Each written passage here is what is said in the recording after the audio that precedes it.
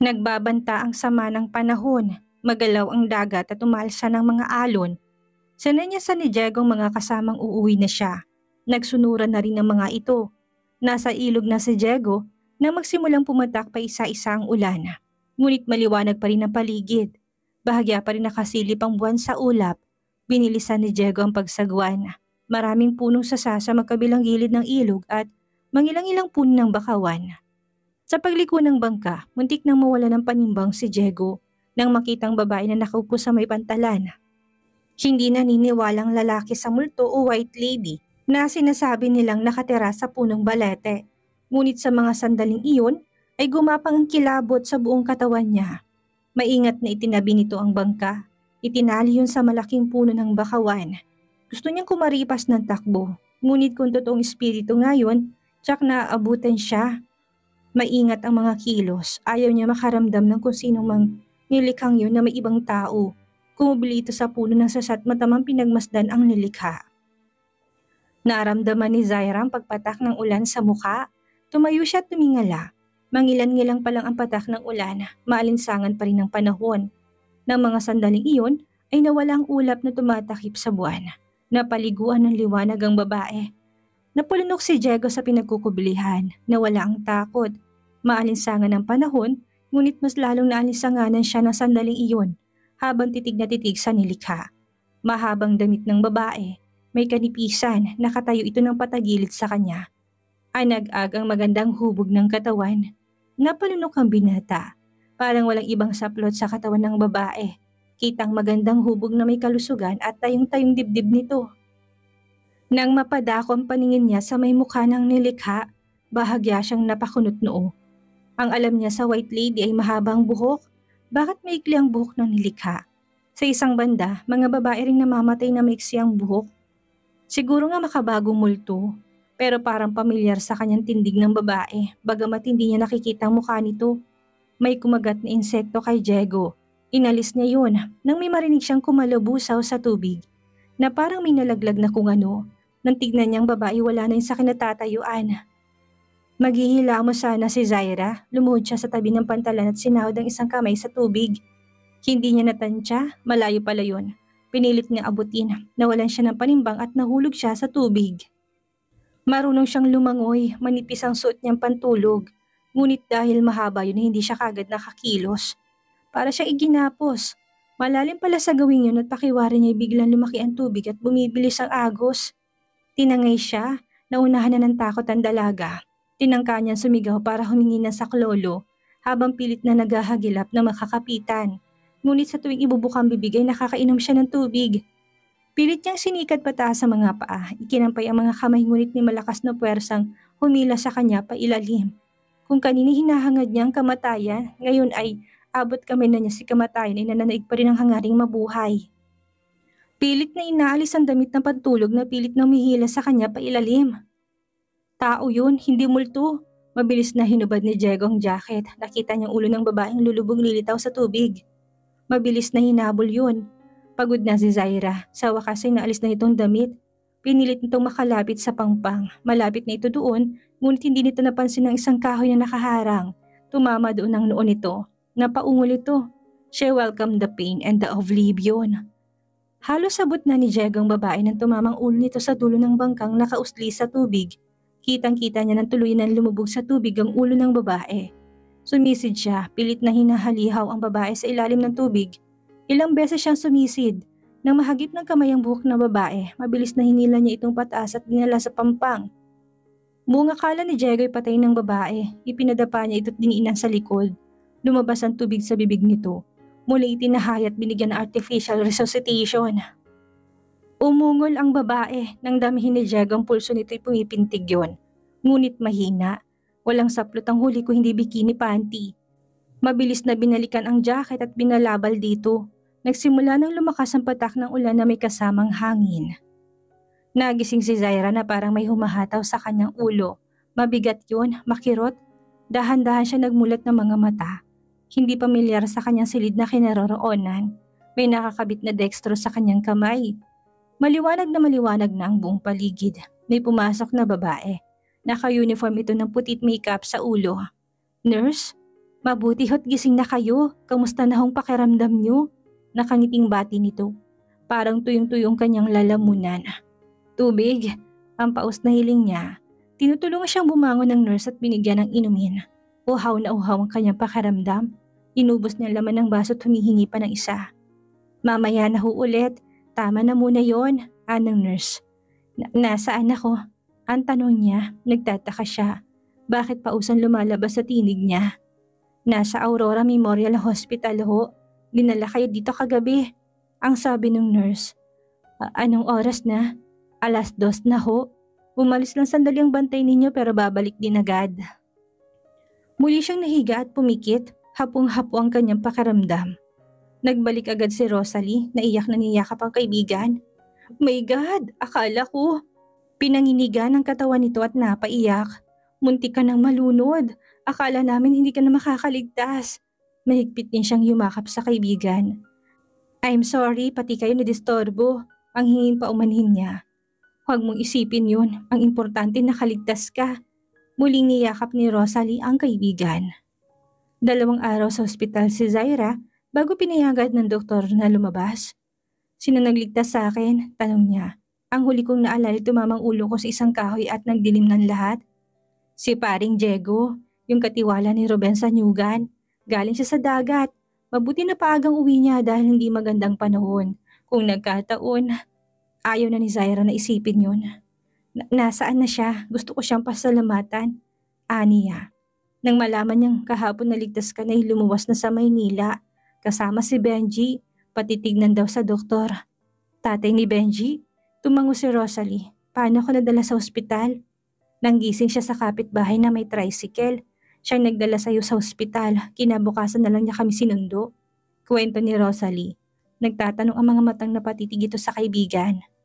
Do you think I did that on purpose? Did you? Banayad na balik tanong ni Rosalie. Isang payak ng ngiti ang pinakawalan ng dalaga.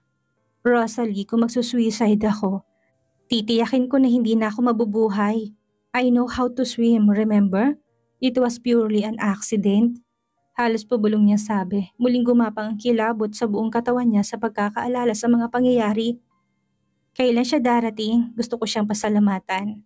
Matatagalan marahil doon ang mag-ama. Pagbalik nila, tsak na magaling ka na.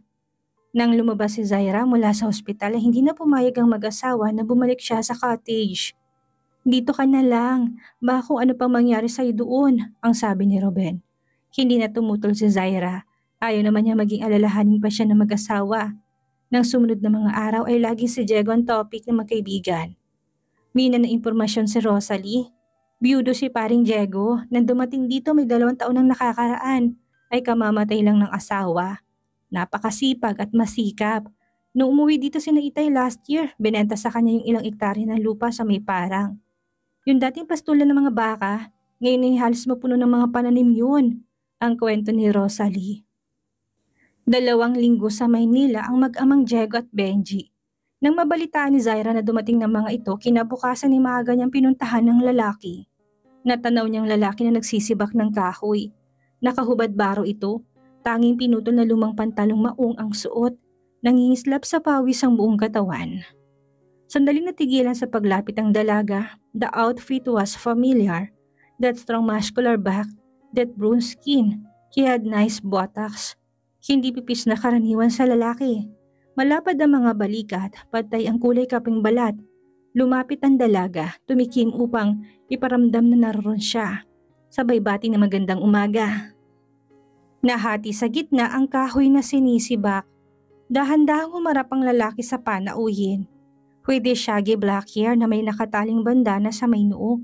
His chiseled features and muscles of warm steel, he is the most dangerous and desirable man Zaira ever met. Sandaling napatitig siya sa lalaki at gayon na lamang ang gulat niya na makilalang lalaki. Ito yung supladong lalaki na tumulong sa kanya sa bundok at ang lalaki nakitang hubot-hubad na naliligo sa dagat. Naramdaman niya ang pag-akyat ng init sa mukha. Kahit hindi siya nakita ng lalaki noon sa may dagat, still she felt ashamed of herself na parang binusohan ito. Nakatingin to sa kanya. Nakakunot noo. Hindi niya tiyakong likas yun sa lalaki. Ang laging nakakunot noo. Tingin niya nakaukit na yun sa mukha nito. Ikaw ba si Diego? Tanong niya sa patag na tinig. Bahagya pa siyang nagtaka nang lumabas na buo yun. Pakiwari niya biglang nanuyong lalamunan niya. Tinignan siya nito mula ulo hanggang paa. Magaling ka na pala. Matabang na bati nito na walang alis ang tingin sa mukha niya. Those eyes, walang karapatan na lalaking ito na magtagling ng mga matang yun. Those sexy eyes na kapag tumingin ay mapang-arok, as if he was looking through her very soul. Nais kitang pasalamatan sa pagkakaligtas mo sa buhay ko. Nilabas niyang sobre mula sa bulsa, inabot sa lalaki. Nagsalubong ang mayabong na kilay ng lalaki. Ano yan, bayad? No, sabihin na natin na reward sa kabayanihan mo. Isang simpleng pasasalamat ay sapat na miss. Ang sabi ni Diego. Ayaw niya na may tinatanaw na utang na loob. She always paid her debts. No, hindi tama yon. Please tanggapin mo na. Malaking tulong din yan sa inyong mag-ama. Miss, alam ko mahihirap lang ako pero wag mo naman ako insultuhin. Pasensya ka na kung na-offend kita. Okay, kung ayaw mong tanggapin ng pera, tell me kung paano ako makakabayad ng utang na loob sa'yo. Miss, hindi ako naghihintay ng anumang kabayaran. Umarko ang kilay ng dalaga, hindi siya sanay sa libre. Kahit gaano kalaki o kalitang pabor na hinihingi niya, lagi niya yung sinusuklian. Nothing was free in this world, everything had its price. Utang ko sa yung buhay ko, kailangang bayaran kita. Ayaw ko may tinatanaw na utang na loob, ang giit niya. Napatiimbagang ang lalaki. Kalimutan mo na yun, miss. Hindi ko pinatatanaw ng utang na loob ang pagliligtas ko sa'yo. Tumalikod na to. Sandali, habol ni Zaira. Lumingon ang lalaki. Kung hindi mo uulitin ang katangahang yun, bayad ka na. Baka sa susunod wala na ako para sumagip sa'yo. Nag-alon-alon ng kulay sa mukha ng dalaga. Tumalikod ng lalaki tumalis. Sa lalapit sa kanila si Natale. Nakita nitong papalayo ng pamangkin, tumingin to kay Zaira na pulang-pula pa rin ang mukha. Ano sinabi sa'yo ni Diego? Wala ho, kailan niya. Ngunit hindi naniwala si Tale. Naku Zaira, ikaw nang bahalang magpasensya sa pamangkin ko. Likas na suplado yun. Tumango lang siya at nagpaalam na rin. Nakita ni Tata Pilo ng talikuran ni Diego si Zaira. Kinausap ang pamangkin. Bakit naman ginanon mo si Zaira? Nakakahiya kay na Rosalie at Ruben. Bisita nila yun. Humingi ka ng paumanhin. Hindi ko mabuhos si Diego. Madilim na madilim ang mukha ni Zaira nang magbalik sa bahay. Zaira, bakit? Nagtatakang tanong ni Rosalie. The bastard, arugante, mayabang. Nanggagala iti ni Zaira sa inis. Panay ang kumpas ng mga kamay. Halos magsalubog ang magandang arko ng mga kilay. Sinong kaaway mo? Who else kung hindi mayabang na lalaking yun? Pulang-pulang kanyang mukha sa matinding galit. Maang na napatitig si Rosalie kay Zaira. Noon lang nito nakitang nagalit ang kaibigan. She was always cool. Sino? Si paring Diego? Malumanay na tanong ni Rosalie. Mismo, ang mayabang na yun. Akala mo kung sino? Alam mo ba kung ano sinabi? He thought I am stupid, an idiot. Sino ba siya sa akala niya ha? Bakit? Anong ginawa sa'yo ni paring Diego? Nababahalang tanong ni Rosalie. Anong ginawa? Nothing. He just told me right in my face na tanga ko. Baka gusto niyang isampal ko sa mukha niya mga medalya na kolekta ko noong nag-aaral ako. Malaman niya kung sino pinagsasabihan niya ng tanga. Hindi agad nakakibo si Rosalie. Kilala nilang mag-asawa sa Diego. Tahimik ito, mahilig mapag-isa. May pagkasuplado pero hindi naman ito mapaniwalaang kayang bastusin ng lalaking bisita nilang mag-asawa. Sinabihan kanya ng tanga? Yes, the nerve. Isang magsasaka lang, sasabihan ako ng tanga? Nagpupuyos ang kanyang kalooban. Huminga ng malalim si Zaira, pilit na pinapakalmang sarili. Nobody could ruffle her feathers before, kahit punong-puno siya ng pressure sa trabaho. Kaya nga popular siya sa mga staff sa agency sa production crew. Kahit na tensyonado ng lahat, cool pa rin siya. Pero nasira siya pagdating sa lalaking yon. Just thinking about him made her furious again. May kayabangan talagang lalaking yun. Kahit nung una silang magkita sa bundok, nung ma-flatten siya ng tire, tinulungan nga siya, hindi ito nagsalita pero the way he looked at her made her feel like a fool. Hindi nga nito tinanggap ang kanyang pasasalamat pero binalikan naman siya nito at hinalikan sa mga labi. Nakuyom niya na mahigpit ang mga palad. Pilit namang pinapayapa ni Rosalie ang kaibigan. Ikaw nang bahalang magpasensya, hayaan mo't kakausapin ko siya. No need, ang mariing sabi niya. I can handle this myself, Anya. Alright. Sandaling pumatlang ang katahimikan sa pagitan nila. Nanaigang kuryosidad ni Rosalie. Bakit kayo sinabihang tanga? Muling umusok ang bumbunan ni Zaira. Gusto ko lang naman siyang pasalamatan, so kaninang umaga'y pinuntahan ko siya sa bahay niya. I offered him some money. Hindi tinanggap. Sa halip sinabihan ako na wag ko na lang daw uulitin ang katangahang yun. Bayad na ako. Ano ba sa akala niya? Talagang nagpapakamatay ako? Kung magpapakamatay ako, bakit pa ako lulundag sa ilog? Marunong naman ako lumangoy. Dinaglasan na lang sana ako naglaslas ng pulso. Ano kasing ginagawa mo sa tabing ilog sa oras ng gabi? Malumani na naman tanong ni Rosalie. It was early yet. Nagpapahangin lang ako dahil maalinsangan. Hindi ako makatulog. Aniya. Zaira, hindi ka ba natatakot na lumabas ng gabi? May puno ng balete pa doon. Rosalie, alam mong hindi ako nagpapaniwala sa mga multo. Sa mga taong pugot na sabi mo'y nakatira sa punong balete. Kahit na, ang sabi naman ni Rosalie. Paano kung may masamang taong naligaw sa mga sandaling yun? Akala ko ba tahimik ang lugar niyo? Dahil magkakakilala ang lahat ng tao. Oo, pero alalahanin mo, kahit sa ang gubat ay may ahas. Kung mga taga rito lang sa amin nakakatiyak tayo na walang gagawa sa'yo ng masama. Pero ang mga taga ibang lugar ay hindi tayo nakakatyak. Ay ni Rosalie. Tulad na nangyari sa'yo, paano kung wala si paring Diego nang mangyari yun? Muling gumapang ang kilabot sa buong katawan ng dalaga. Nang maalala kung gaano siya kalapit kay kamatayan ang gabing iyon. I know, and I was so glad dahil nandoon siya at niligtas niya ako. I just wanted to show him my gratitude. Pero mayabang na yun, sa halip na matuwa, nagalit pa. Pinagsabihan pa ako ng tanga. Muli nang gagalaiti sa galit ang dalaga. Inalok mo siya ng pera? Why not? Don't tell me na hindi niya kailangan ng pera. Malungkot na napailing si Rosalie. Zaira, hindi lahat ay pwedeng tapatan ng salapi. Mahirap lang si Diego pero maprinsipyo siyang tao. Nung niligtas ka niya, ginawa niya yun na hindi naghihintay ng kapalit. But I don't want to be indebted to him forever. Tama na kay mga kaibigan ko na pinagkakautangan ko ng loob. I have to pay him back somehow. Tinapik ni Rosalie sa balikat ang kaibigan. Mabuti pa, kalimutan mo na lang yun. Nakapagpasalamat ka na. Tama na yun. Hindi na siya kumibo. Talagang ganun lang si paring Diego. Hindi marunong magpaligoy-ligoy ng salita. Tahimik kaya nga madalas mapagkamalang suplado. Pero kapag nahuli mo ng ugali niya, mabait siya, mapagmahal na ama, masipag, responsable. Saka hindi lang gwapo, macho pang dating. Kaya nga kahit na madalas mapagkamalang suplado at maraming ilag sa kanya, marami pa ring babae naghihintay na mapansin niya. Bahagyang umangat ang magandang kilay ng dalaga. Bakit mo sinasabi sa akin yan ha? Wala naman, pinupoint ko lang ang mga magagandang qualities niya. In case hindi mo napapansin, ang mananawa-nawang sabi ni Rosalie. Hay naku Rosalie, stop playing Cupid. It won't work. I've been burned once, enough to last me for a lifetime. Zaira, bata ka pa. Huwag man mag-isasar ang puso mo. Payo ni Rosalie. Saglit siyang natahimik pagkuway.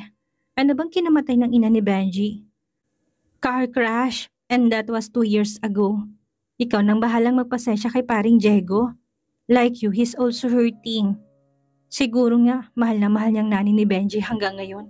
Hindi siya tumitingin sa ibang babae, kahit halos ipagduldulan ng mga babae na sarili sa kanya. Teka nga, hindi kaya sadyang pinagtiyap ng tadhana na pagtagpuin ang inyong mga landas? Tumigil ka. Hindi mangyayari yun. Mariing sabi niya. Mare, huwag kang magsalita ng patapos. Baka subukan ka ng kapalaran. Patuloy na biro ni Rosalie. Pagkatapos na nangyari sa amin ni Henry, I don't think kaya ko pang mangmahal ulit.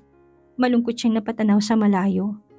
Friend, hindi ba kasabihan na walang sugat na hindi kayang paghilumi ng panahon? At walang gamot sa sugat ang puso kung hindi kapwa puso. Ikaw talaga, you never give up. Ang natatawa na lang nasabi sa kanya sa kaibigan. Kinausap mo ba si Zaira? Ang tanong ni Pilo sa pamangkin habang sila'y naghahapunan. Hindi kumibo si Diego. Patuloy lang ito sa pagsubo. Diego, nakakahiya kay na Rosalie at Ruben. Paano kung magsumbong sa mag-asawa si Zaira at sabihing binastos mo siya? Ang nag-aalalang sabi ni Pilo. Alalahanin mo, bisita nila si Zaira. Tiyo Pilo, hindi ko siya binastos. Sinabi ko lang ang totoo. Anong ginagawa niya doon? Naliligo ng 10 oras ng gabi? Hindi ba katangahan yun? Kahit na, sabad naman ni Tale. Nakakahiya kay Zaira ang ginawa mo. Ang bait-bait pa naman niya sa anak mo. Alam mo ba na magkasundo si Zaira at si Benji? Pagkagaling sa school ng anak mo, hindi pa man nakakabihis, tumatakbo na kay Zaira. Isa pa ho yun sa ayoko, Tia Tale. Ayoko masyadong mapalapit ang loob ng anak ko sa babaeng yun. Nagbabakasyon lang dito yung tao, babalik din niya sa lungsod.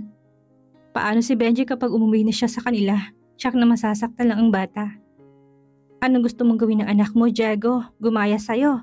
Ang tuwid na tanong ni Tale sa pamangkin ng asawa. Pipi at bingi ng anak mo, ayaw mo pa siyang makihalubilo sa ibang tao. E di lalo na tatahimik ang mundo niya. Hindi nakikibo ang lalaki.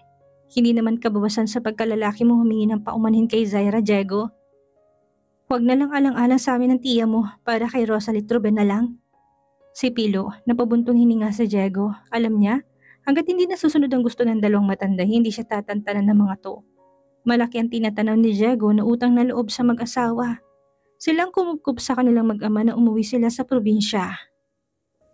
Dati ang tiyuhin ng katiwala sa Nyugan. Dahil matanda na ito, siyang hiniling to sa mag-asawang Ruben at Rosalie na kuning kapalit nito. Pumayag naman ng mag-asawa, ginawa na lang na caretaker sa Picnic Grove, si Tio Pilo. Hayaan ho ninyo, bukas ikakausapin ko siya. Ang pangako ni Diego.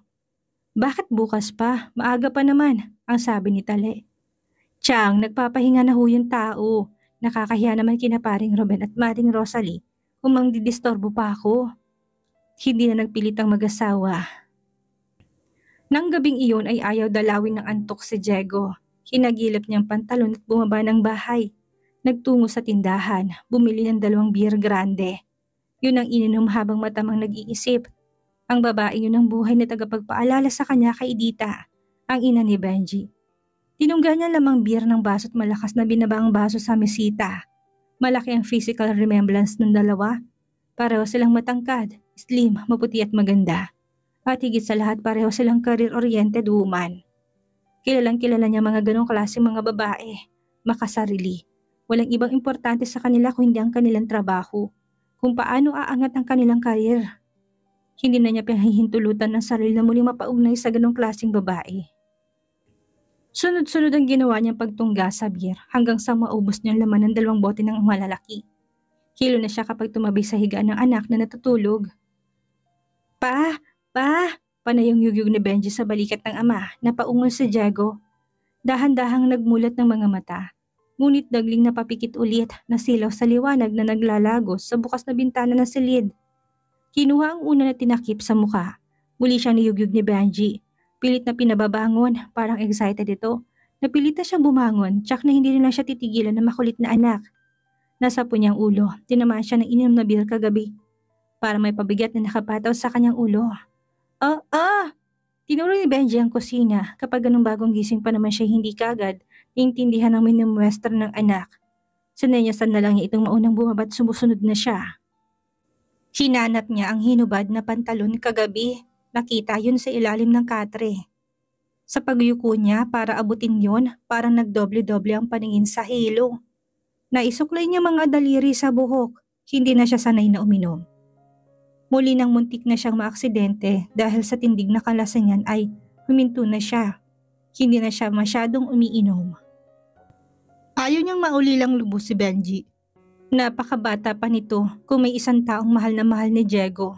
Walang iba yon kung hindi si Benji. Nasa sinapupunan pa lang ito ng ina, ipinakikipaglaban na niya para mabuhay. Muling bumangon ang pait sa dibdib ni Diego sa pagsagi ng alaalang yun sa isip. Sa tuwing maalalang ina ni Benji, naroon pa rin ang bitterness. Madaling magpatawad, ngunit mahirap lumimot. Dahil sa nangyari sa kanila ni Edita, ay parang nagkaroon na siya ng phobia sa commitment. Sa pakikipagrelasyon sa mga babae na mas malalim sa physical at sexual aspects. Tinungo na niya ang pinto. Bago tuluyang bumaba ay tiningnan kung may sabit ng kortinang mga mata. Napangiwi siya sa nakitang itsura. Nangingitim ang baba niya dahil sa tumutubong balbas. Bloodshot ang kanyang mga mata. Hindi pa nasusuklay ang may kabahabaan at pagkakulot na buhok, hinagod yun ng daliri tuluyan na siyang bumaba. Sumalubong sa kanyang mabangong amoy ng bagong lagang kaping Barako. Gumaan ng konti ang kanyang ulo. Amoy pa lang ng kape nakakawala na ng hangover. Sinundan niya ang amoy nang gagaling yun sa kusina. Napailing si Diego, kaya marahil excited si Benji dahil pinagluto na naman sila ng almusal ng kanyang tiya Tale. Malimit na ginagawa yun ng tiyahin, madalas ay doon naghahaponan ng mag-ama sa bahay ng mag-asawang Tale at Pilo. Lalo na kapag marami silang trabaho sa nyugan o sa palayan. Maliban sa magkakabukod sila ng tirahan ay para na rin silang magkakabahay dahil madalas ay salo-salo silang apat na kumakain. Napakunot-no siya pagpasok sa kusina. Hindi si Tia Tale ang kasama ni Benji doon. Si Zaira, na walang bigla ang kanyang hangover. Abalang-abalang dalawa sa harap ng kalan, nakatuntong si Benji sa stool. May hawak na sandok at may hinahalo sa kawaling nakasalang. Nakahawak ang isang kamay nito sa leeg ng babae habang alalin naman ito sa likod ng huli. Excited si Benji, panay ang ungol nito. Tuwang-tuwa naman si Zaira kay Benji. Pagdating niya kaninang umaga itong inabutan niyang gising, nakapangalumbabang nakaupo sa may pinto ng kanilang bahay. Nang makita siya agad na gumuhit ang tuwa sa mukha ng bata. Sa pamamagitan ng maraming senyas at muestra ay nagkaintindihan sila. May pagluluto niya mga ito ng almusal. Naramdaman ni Zaira na nanayong pinong balahibo sa batok. Lumingon siya, nakatayo sa may pintong ama ni Benji. Nakatukod ang isang kamay nito sa hambat, ang isang kamay ay nakapamiwang. Nakahubad baro to, nakapaa, ang tanging suot ay yung kupasing pantalong maong. Nakababa na hanggang kalahati ang zipper. Kita ang suot itong itim na brief. Kumachong lalaki kapag nakadamit, he looks sexier in his half-undressed state. May pinong balahibo ito sa dibdib na pakakapal at papakulot ng papakulot habang pababa. Na humahang ang garter na suot na brief. And he couldn't hide the obvious bulge sa kanyang harapan. As if it was ready to burst anytime. Naramdaman niyang paggapang ng init sa dibdib, agad na iniiwas ni Zaira ang paningin bago pa makita ng lalaking naapektuhan siya, that she was very much aware of him as a man. Anong ginagawa mo dito? May hinang ngunit mariin tanong nito. Naramdaman ni Benji na ruro ng ama. Lumingon nito, anyong lulundag itong pababa mula sa kay natutungtungan, ngunit maagap na pinigilan ni Zaira. Huwag, baka mapilayan ka. Saway niya sa bata. Tinulungan tong bumaba sa stool. Nang makababay tumakbong lumapit si Benji sa ama. Panay ang sign language nito. Ikaw ang nagluto ng itlog? May pagmamalaking tumango ang bata sabay muestra ng tinuruan siya ni Zaira. Tinignan ni Diego ang babae. Hindi nag-comment. Pagkuway kumuha ng tubig mula sa water jug. Nagmumug sa may bintana at dinurayon sa labas. Kinuha ang pitsyal na may tubig. Naghilamos. Yung natitirang tubig, binuhos sa ulo. Parang may sariling isip ang mga mata na nasusundan ng tingin ni Zaira ang bawat kilos nito. Ang paglalaro ng mga muscles sa biceps nito sa simpleng pagkilos. She couldn't help but admire his psyche. He looked so strong. So male. Nang lumingon ng lalaki, huling-huli siyang nakatingin dito. Lihim siyang nagpapasalamat at hindi siya madaling mag-blush. Tuwid na sinalubong ang tingin ng lalaki. Hindi niya namalayan na umalis pala si Benji. Nang bumalik at may dala ng tuwalya para sa ama, naglagay ng kape sa tasa si Zaira at dinulot sa lalaki. Hindi ko alam kung anong gusto mong timpla, ikaw nang bahala maglagay ng asukal. Salamat, matabang na sabi nito. Naupo na sa mesa si Benji, gusto na itong kumain. Naghain na si Zaira, 2 plato lang nakalagay sa mesa. Nagtatanong ang mga matang napatingin si Diego sa kanya. No, kumain na ako. Hindi na kumibo ang lalaki. Sige na Benji, kumain ka na. Maganang kumain ng bata, dala ang tasa ng kape. Pumanhik si Diego sa kwarto. Kumuha ng t-shirt at sinuot. Hinintay lang na matapos kumain si Benji bago bumalik sa kusina. Mag-isa na lang ang babae sa kusina. Inabutan ito naglilinis ang huli sa kusina. Anong ginagawa mo dito? Malamig na tanong ng lalaki. Hinarap ito ni Zaira. Iniligtas mong buhay ko, may utang ako sa'yo na dapat kong bayaran. And I always pay my debts. Ayaw mo tumanggap ng pera bilang kabayaran. Well, I'll be your slave for a month. Maang na napatitig sa Diego sa babae. Hindi kaya naalog ang utak nito sa pagkakabagok ng ulo? Akala naman ni Zaira hindi nito naintindihan ang sinabi niya. Magiging alipin mo ko sa loob ng 1 buwan. Gagawin ko lahat ng ipag-uutos mo. Ngumisi si Diego, nilapitan ng babae. Sa pagkakangisi ng lalaki para bang may balak tong hindi maganda. May kabang mumundol sa dibdib ni Zaira. Hindi ka ba natatakot kung hindi ka bang may kasamang excitement? If she were sane, dapat tumakbo na siya palabas ng bahay. Nanatili siya sa kinatatayuan. Lumapit ang lalaki, malapit na malapit. Napaurong siya ngunit humangga ang likod niya sa kitchen counter. Iniharang nitong isang kamay sa may tagiliran niya. Hinawakan ng isang kamay nitong kanyang baba. Bahagyang tinaas yun. Amoy beer pang hininga nito. Iniwas niyang muka. Ngumising lalaki. Magiging alipin kita sa loob ng 1 buwan at gagawin mo lahat ng ipag-uutos ko? Ang paglilinaw nito. Yes, matatag na sinalubong ni Zaira ang mga mata nito. After a month, bayad na ako. Wala na akong dapat na tanawing utang na loob sa'yo. Okay, ang nakangising sabi nito. Simulan na natin ngayon. Lalo pang lumapit to. A near inch separated their bodies. They both felt the heat coming from their bodies. Malakas na malakas ang kaba ng dibdib ni Zaira, ngunit nanatili siyang matatag sa kinatatayuan. Pagkuway bigla siyang hinahawakan sa braso ng lalaki. Bakit? Saan tayo pupunta? Napasunod siya dito. Sa kwarto. O bakit gusto mo dito na? Hindi pwede, baka biglang pumasok si Benji. Nalaki ang ulo ni Zaira. Anong gagawin natin sa kwarto? Hindi ba alipin kita? Ang alipin sinusunod ng bawat naisin ng amo. Jamit! Galit na pumiksi ang dalaga. I didn't mean to be your bed slave. Handa akong paglikuran kayo mag-ama sa loob ng 1 buwan. Ipagluluto ko kayo, ipaglilinis, ipaglalaba. Hindi kasama serbisyo sa kama. Naihilamos ni Diego ang palad sa muka. Gusto lang naman itong takutin ng babae. Hindi mo na kailangan gawin yun. Bayad ka na. Tinalikuran na nito ang babae at umalis.